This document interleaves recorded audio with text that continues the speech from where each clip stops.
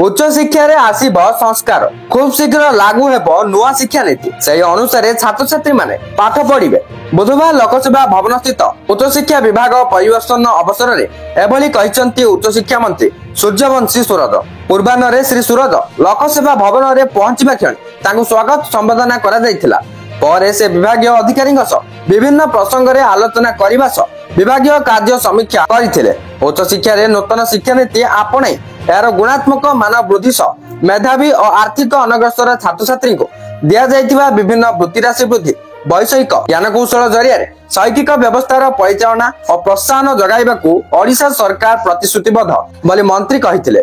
सेहीपरि राज्यर विभिन्न सरकारी बेसरकारी अनुदान प्राप्त तथा ब्लॉक ग्रांट महाविद्यालय विश्वविद्यालय गुड़िकर कार्यावली और समस्या विषय अवगत होइथिले। मंत्री विभिन्न समस्यार त्वरित समाधान करने उपस्थित विभागीय अधिकारी को निर्देश देइथिले। आसंता 21 रे देशव्यापी अंतर्जातीय जग दिवस पालन हेबो। एही परिप्रेक्षी रे जगर महत्व छात्र छात्री मध्य पहुंचाइबा सकाशे महाविद्यालय स्तर रे जग शिविर आयोजन करने को मंत्री परामर्श देइथिले।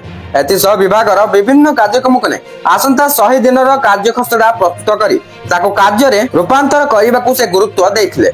सबु कॉलेज रे जेपरि मौलिक भित्तिभूमिर अभाव रहिबो नै एवं विभागर प्रतिटी योजना गरीब मेधावी छात्र छात्री को मिलिबो से उपरे दृष्टि रखिबा को मंत्री श्री सूरज विभागीय अधिकारी को निर्देश देइथिले। बैठक रे विभागीय कमिशनर तथा शासन सचिव अरविंद अग्रवाल, स्वतंत्र शासन सचिव प्रमोद मिश्र, रमाकांत नायक उपस्थित थिले। बर्तमान जहाँ भी किसी नुआ सूचना मिलता मुझे आपको जन सारी वीडियोटा को शेयर कर समस्त पाखे अपडेट को पहुंचे दिंतु।